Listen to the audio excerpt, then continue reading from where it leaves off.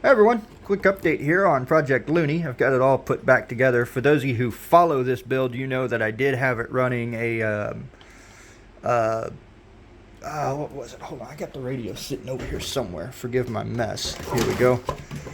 FlySky GT3B, which was, the reason I did this is because it was the radio that was in my Roving Baja 5B.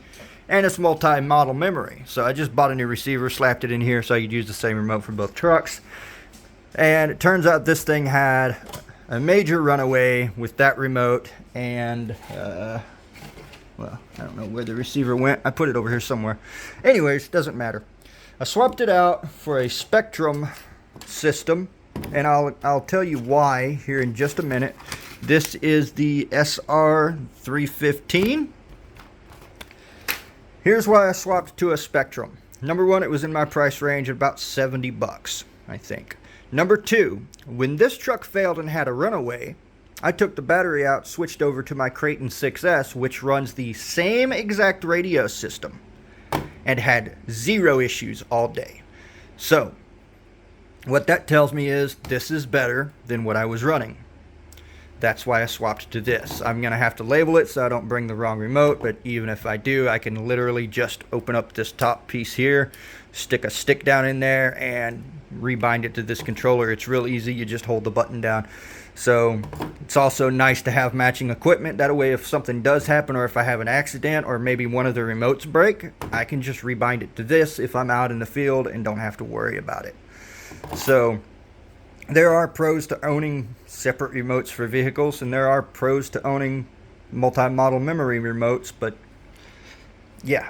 Anyways, the Spectrum system in my Creighton 6S did just fine, where this remote had a failure. So that's why I changed to it. Good price point and hopefully better reliability. I know some people don't like Spectrum. But for those of you who haven't seen this truck, this is a Traxxas slash 4x4 converted into a backslash. Now, some people will say that it's a Traxxas Jado 4x4, and it is not. I built this before that truck was released with parts from STRC and Traxxas heavy duty parts, big bore shocks and things like that. This started off as a Traxxas slash 4x4. If you want to see videos of this, I'll try to get more out. Right now I think I only have 2 or 3 up, because the first time I didn't have the center cover and rocks kept getting in the drive shaft, so I cut it short. Second one had a runaway.